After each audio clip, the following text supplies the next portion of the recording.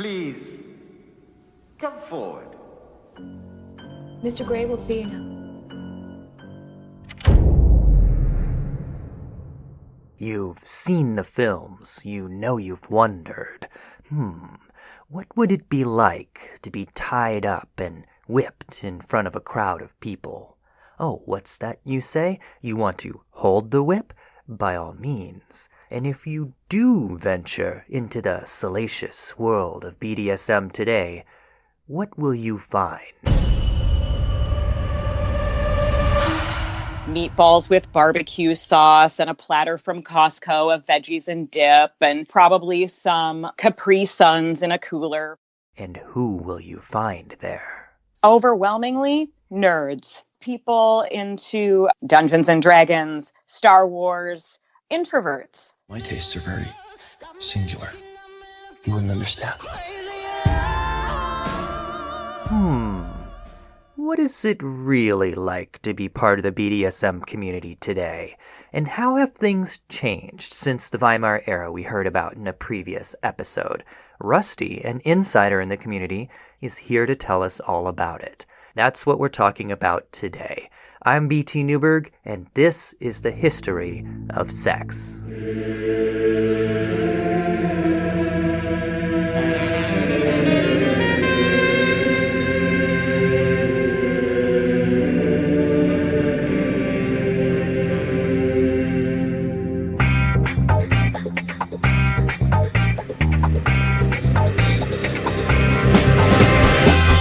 The History of Sex is sponsored by Dr. Gillian Kenny, historian of women, sex, and magic in medieval Europe.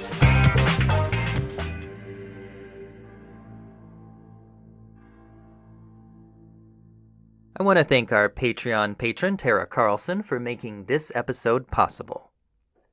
In the opening episode of our super deep dive series, Sex in the Third Reich, we saw how Berlin in the Weimar era before Hitler became known as the sex capital of Europe. It was the era depicted in Cabaret, Blue Angel, and Babylon, Berlin. The pleasures on tap included, among other things, flogging another or letting them flog you. Now, this of course conjures in the mind scenes of leather and bondage and domination, and it's hard to avoid a sense of titillating sensation. But is the image we get from films like these, or even 50 Shades of Grey, a particularly accurate reflection of what really goes on in the BDSM community? And can we learn anything about what it might have been like for those venturing into the scene in the Weimar era of Berlin by exploring what the BDSM community is like today? That's what we're going to find out. Rusty, who prefers she/her pronouns, has been an educator and speaker in both the kink and non-monogamous communities since mid-2016. She enjoys exploring personal dichotomies. For example, she is both an avid rope top, meaning she ties people up, and a submissive in a 24/7 TPE dynamic, or total power exchange, i.e., the type of all-encompassing arrangement where one might have dominion over things like bedtime, finances, and multivitamins. She is passionate about diversity, inclusion, acceptance, consent, and personal accountability. In addition, she draws wisdom from over a decade in the recovery community and a background in critical sociolinguistics. She identifies as queer, kinky, non-binary, feminist, and an egalitarian polyamorist. She can be found on FetLife as Mominant, and her writings on ethical relationships can be found at the blog Polly with a Big Heart. That's www.pollywithabigheart.com. Thanks for being on the show, Rusty. Thank you for having me. I asked Rusty about the real experience of being part of the BDSM community, and she immediately went to people's distorted perceptions from films. The eyes wide shut mentality of that was the first place my mind went. Yep. Yeah. So I'm here to tell you, at those types of parties where people gather to do activities in front of each other, we occasionally have meatballs with barbecue sauce and a platter from Costco of veggies and dip, and, probably some Capri Suns in a cooler for people who want to recharge after playing hard. Social area. Stop there. I'm tapping out. That's too much for me. Capri Sun. I know. It's it can be tough to listen to. Mm-hmm. Yeah.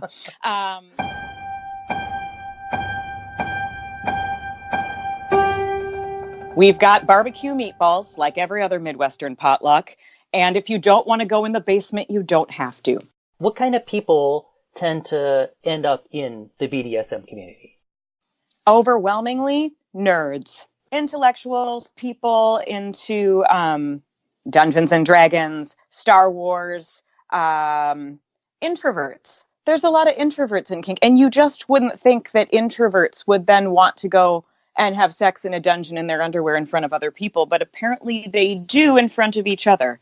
I think it's that as an introvert myself. And honestly, because it attracts so many people who are introverted, intelligent, and creative, you get a community of people that really care about one another and want to foster that sense of individual acceptance. For example, people watch Eyes Wide Shut and they see a bunch of incredibly tall, slender, tanned, perfectly beautiful bodies. And you walk into a dungeon and you do not see that. Right. And it's great because it means that if you want to take your clothes off, you're just going to be like everybody else.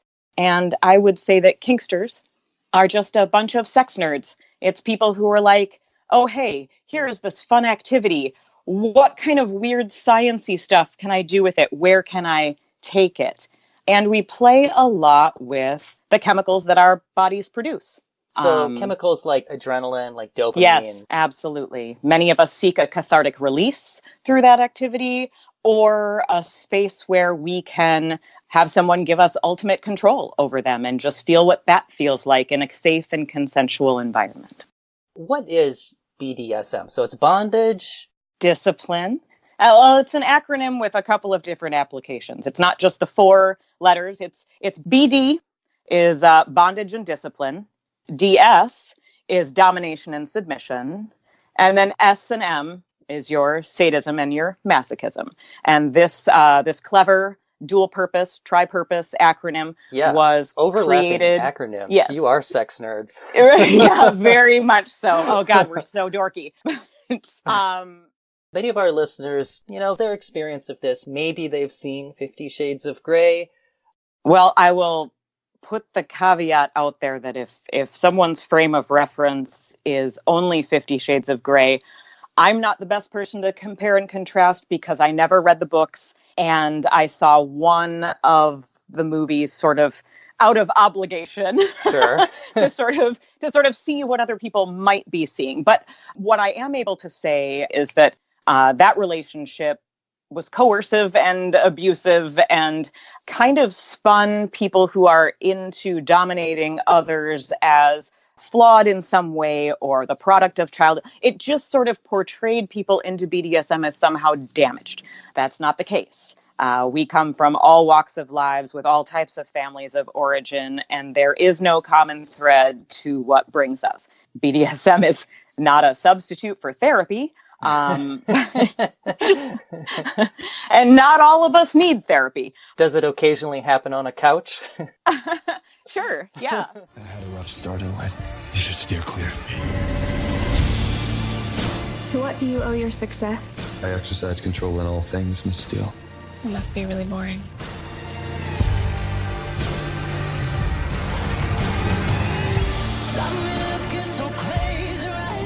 I'm capable of leaving you alone. Then don't. One of the things that stuck out to me the most in that movie is how neither one of those people had a support network where they could verify that what was going on was safe. There were situations that were kind of stalkery, and I wouldn't recommend that anyone get into a relationship that looked like that. Maybe run as fast as you can in the opposite direction and take out a restraining order. Maybe a little. little bit. If someone hands you, particularly someone in a position of power, hands you a contract to sign your life away, maybe don't do that thing. Probably won't hold up in a court of law anyway. But consent was mostly absent in that scenario. And I get that people romanticize the domination and submission aspect of it. But the truth of the matter is DS relies very heavily on a dynamic negotiated by two equals who then decide what it will look like and then shift the power balance. So I engage in a relationship like that with one of my partners, and that's the biggest difference there is we are both always in control all the time. There's an emotional connection when someone trusts you enough to hand over aspects of their life. And it can involve things like your finances, who you are allowed to play with outside of the relationship, where you're allowed to go if you have to update people. Some people have a bedtime. Some people, have a rule where they have to take their multivitamin every day. I mean, there are caretaking relationships. There are purely sexual relationships. And that touches on another interesting part is that there's so much more here than just sex. Oh, absolutely. One of the things that I've been known to say in the kink community is I prefer my sex be kinky, but I don't need my kink to be sexy. When I first got into community several years ago, I identified primarily as a rope top, and that is I tied people up. And never once was there any sex involved in any of that. It was something I did for aesthetics. It was something I did sort of as a craft or performance art. I'm also an exhibitionist. But, I did it in my underwear to naked people. And we had audiences in sex dungeons. And much kink is like that. You can play with electricity. You can play with needles. You can play with a lot of different things. And it isn't inherently sexy unless the people in the scene themselves or engaging in that moment want it to be. And that's negotiated. What was your first experience like for you? How old were you? Where were you? Was it put me in the scene, if you will? So for me, it was mosh pits. Many people in the kink community, after they've had time to reflect, will realize that at some point in their early childhood, they just sought out experiences that kind of mirror what they are into today. And like I said, not inherently sex-based at all. So sensation play is very popular. Impact play, getting hit, or experiencing the chemicals that get released in your body when you overexert, or experience pain and then get a rush of endorphins. Mosh pits. I am a tiny person, and I like to go into mosh pits with giant guys and just get tossed around. Rock on. Or working out to excess and sort of feeling what that feels like. Impact. I jumped around a lot. I would go on 20-mile bike rides when I was a kid, and then I would be high for hours off of the endorphins. So kinksters often are able to look back at their childhoods and say, you know what? That was kinky. And then as you develop as an adolescent, you become interested in sex. I guess my primary kink is whatever's weird. If it's weird, then great. And I'm into it. And that's a lot of fun. And you like new experiences. And I get to, yes. And if I can get someone to drink a glass of my saliva just because, that's cool. I mean, why not? That's weird, right? But I don't care. Uh-huh. What it's like to be in that kind of community is comfortable and loving and supportive. I make a lot of really good friends in that community. I help people move. If that's not deep friendship, I don't know what is. But that kind of goes along with the Capri Suns. Yeah. Yes. You might really tie somebody up and you might help them move. Absolutely. That is absolutely what happens. It's really close-knit. I would say the only frustrating part about any of it is when I am in a situation where I know it's not appropriate to talk about these things or even allude to them, that I feel like I'm showing up as less than myself. I prefer to be in spaces where I don't have to censor myself for me at all, and I don't feel unique or special in any of that. Like you belong. Yes, absolutely. Somewhere you belong. So that's a little of what the BDSM community is really like today. But Rusty also mentioned that in addition to being into kink, she is also polyamorous and non-binary. So I asked her how that fit into the BDSM mix. Does it all go together like a nice mixed salad, or is it more complicated than that? It tends to, for me, and I certainly can't speak for everyone. There are definitely areas of the kink community that are not as accepting to non-binary people, and non-binary or trans people have created networks within the kink community for themselves where they build their own inclusive and diverse spaces where they feel safest. But that said, the spaces that are filled with dominant groups, the dominant groups, that white, white, cis, het, walking checklists of privilege, as my boyfriend likes to call himself. Those people should actively work against exclusion in order to create better spaces. You can't be a welcoming space just by saying, well, you're welcome here. You actually have to act welcoming. But, my identity. So I am female presenting. I have long hair. I wear makeup. I use she, her pronouns. I have a fairly female body. I prefer something a little more androgynous. And I've used the name Rusty since I was 14 years old in that endeavor. I used to shave my head and not wear makeup, and it was great fun to have people guess whether or not I was a boy or a girl. But these days I just say, I'm non-binary. The she, her pronouns don't bug me. I do make a point of identifying myself as non-binary in the spaces where I'm given the opportunity to do that. So when I go to renew my license now in Minnesota, we have the option to have an X instead of an F or an M, and I will be availing myself of that. On Facebook, my Facebook profile says I'm non-binary. I have a FetLife profile, which is kind of like a kinky Facebook. It's not wonderful, but it is what it is. But I do put it out there as often as I can. When I'm meeting a work colleague for the first time, I use my given name of Jennifer, which is awful. Everybody has that name. And it's also very feminine. And I don't say, hi, I'm Jennifer, but I prefer you call me Rusty. And actually, I'm not a girl.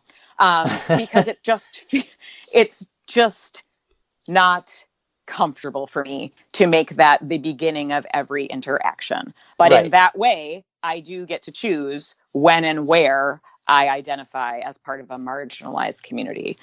There's a lot of privilege in that. But as far as non-monogamy goes, I'm completely out about that. I do not introduce myself. Hello, my name is Rusty and I am non-monogamous. But even if you're Googling my legal name, you can find that. And it overlaps very well with the BDSM community. There's a lot of acceptance for various shades of monogamy or non-monogamy because there is a whole spectrum. So I've never felt out of place or judged there at all. What does it feel like for you to experience being part of something that a lot of people, frankly, may not ever understand? I feel like it is less of a secret than most people might view it as. I used to have a giant bonded steel and 4x4 wood frame in my master bedroom, and it was there for years. And my mother has seen it, and my kids, people at my apartment building, have seen it and commented on it and asked me what it's for.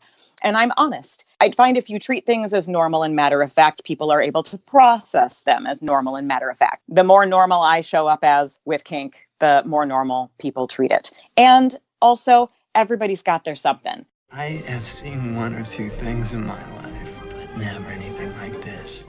There are very few people who don't have something in the back of their minds that they think is incredibly weird, and they might not want to tell someone that they actually access videos of that thing.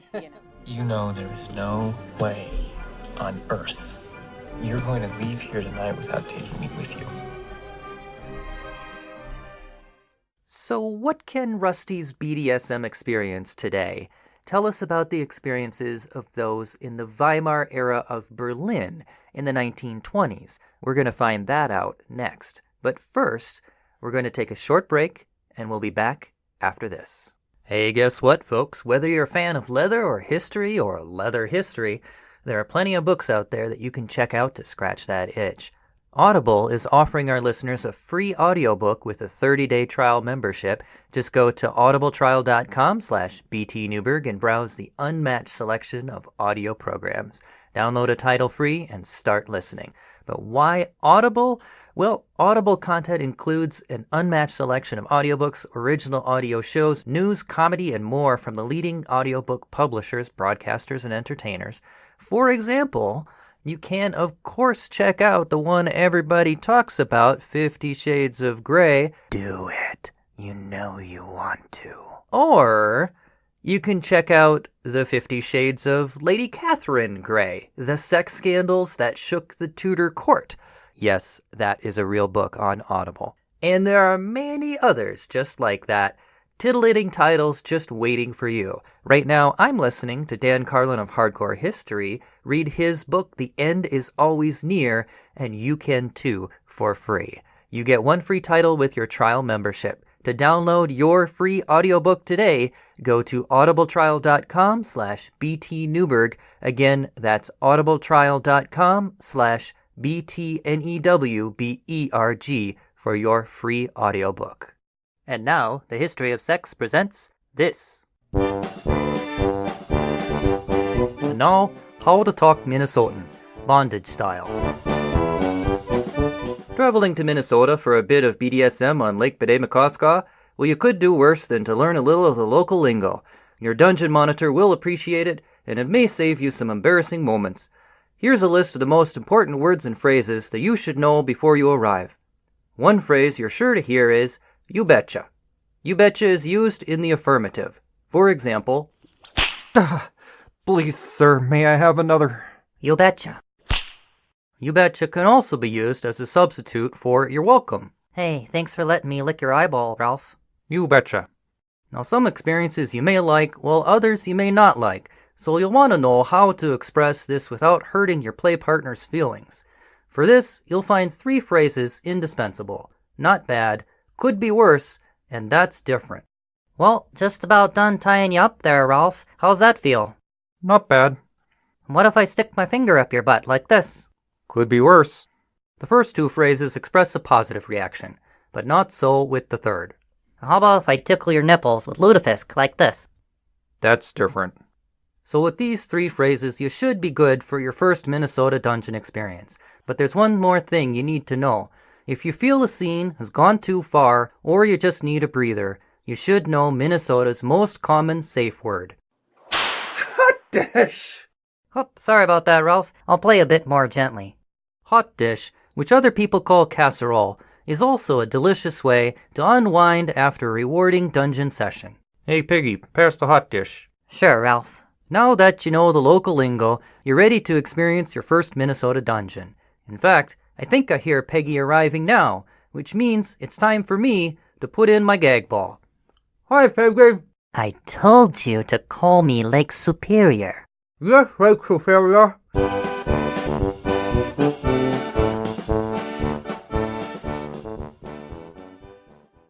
All right, we're back. The history of BDSM goes back, way back.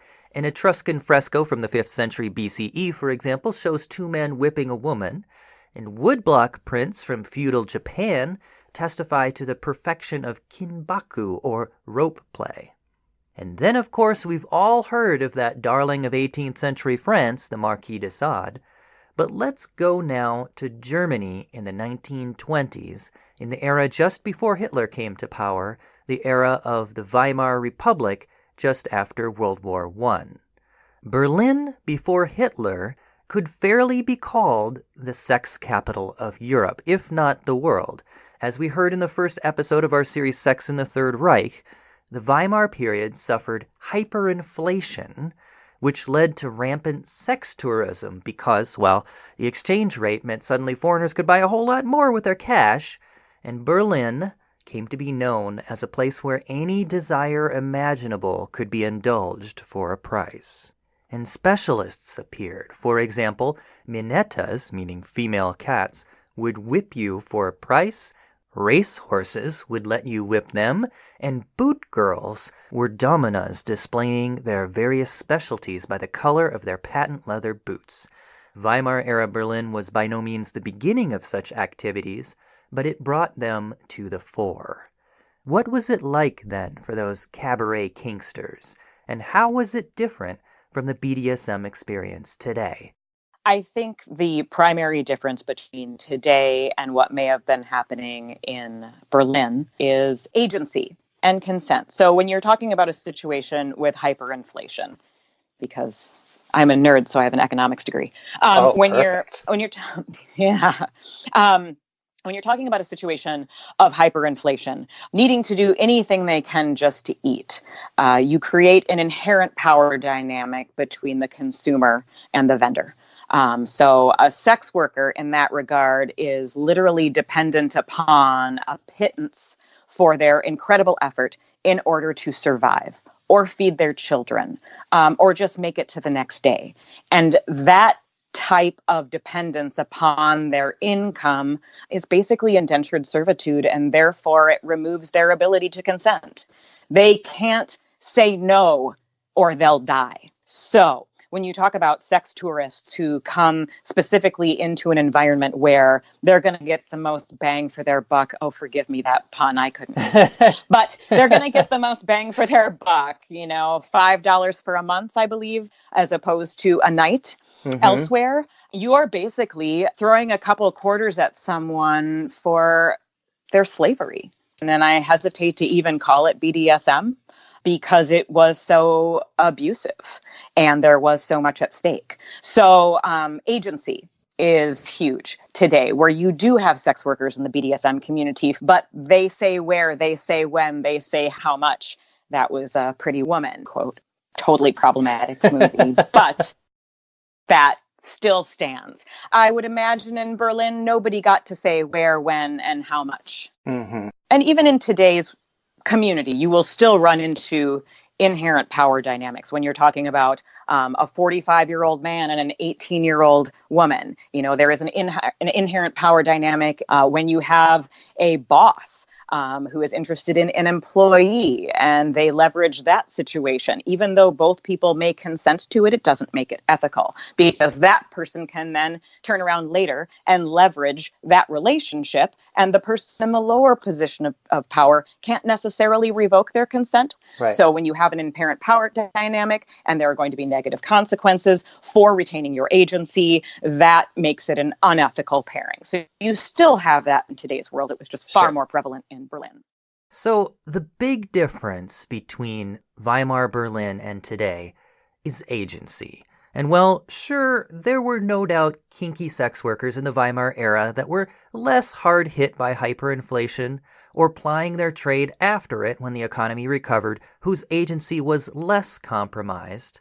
But that doesn't change the fact that a great many faced the choice survive or starve, and that, of course, is no choice at all. And then, when Hitler came to power in 1933, the Nazis cracked down on public prostitutes and then instituted military brothels for soldiers later in the war, and agency went completely out the window. Now, that was not the end of kink in Germany, of course, nor does it tell the story of those who were not sex workers, but rather those who did it simply because that's what they were into. Those people left few records, but we can be assured that it went underground, as it always had, and survived. Today, the BDSM community in Germany is thriving, making the list of top 10 countries with most downloads of the app Whippler, which is kind of like a kinky Tinder. And that's about it for the history portion of our episode today, folks. We're nearing the end for today. But before we go, I asked Rusty to relate one of her most memorable BDSM experiences, and she beamed as she related a particularly vivid, if unusual, scene. I tied up my girlfriend at the time as a unicorn, and I tied her so she was walking around on elbows and knees, wearing a rainbow fishnet bodysuit and a unicorn wig with a horn. I donned a cowgirl cap, used a flower-shaped fly swatter as a riding crop, put a cowbell around her neck, and rode her around the dungeon to the tune of Hallelujah, which we got everyone to sing along to. So it's sometimes it isn't just so much that you are in scene, but you get to make a scene. And there is a lot of laughter and ridiculous things. Sometimes you just need more cowbell. Yes. Your flag on the marble arch, and love is not a victory march. It's a cold and it's a broken hallelujah. Hallelujah. Hallelujah.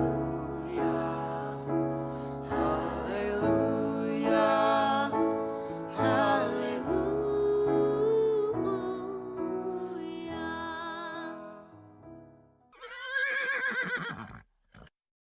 Before we go, do you have any projects or events or other things that you would like our listeners to know about?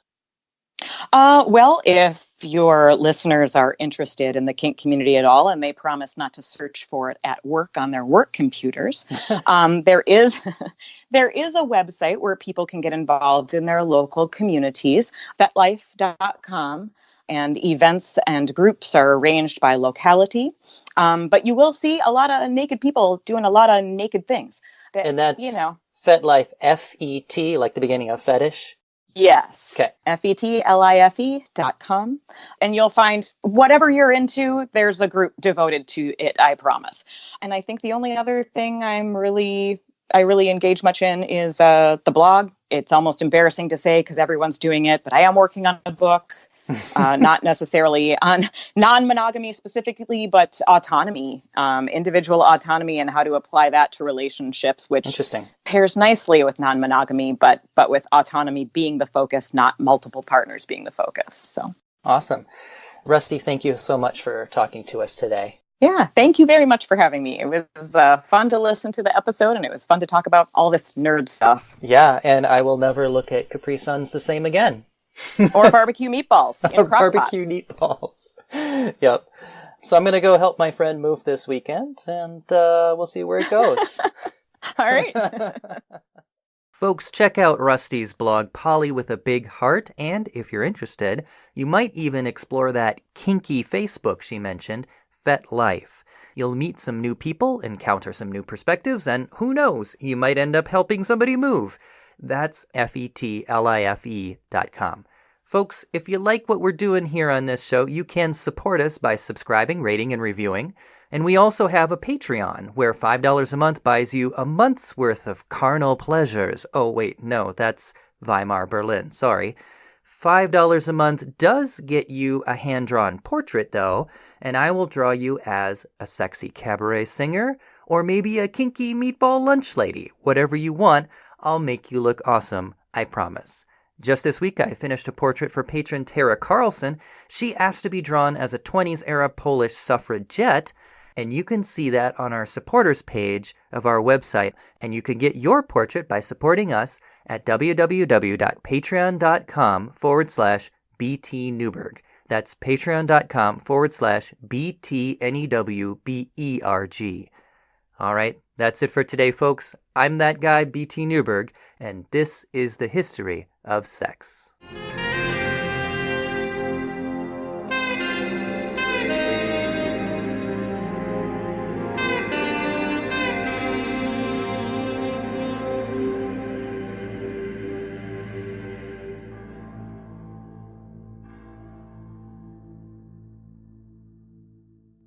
Podcast theme music mixed from tracks by Kevin MacLeod. For additional credits, references, photos, and more, see our website at www.historyofsexpod.com.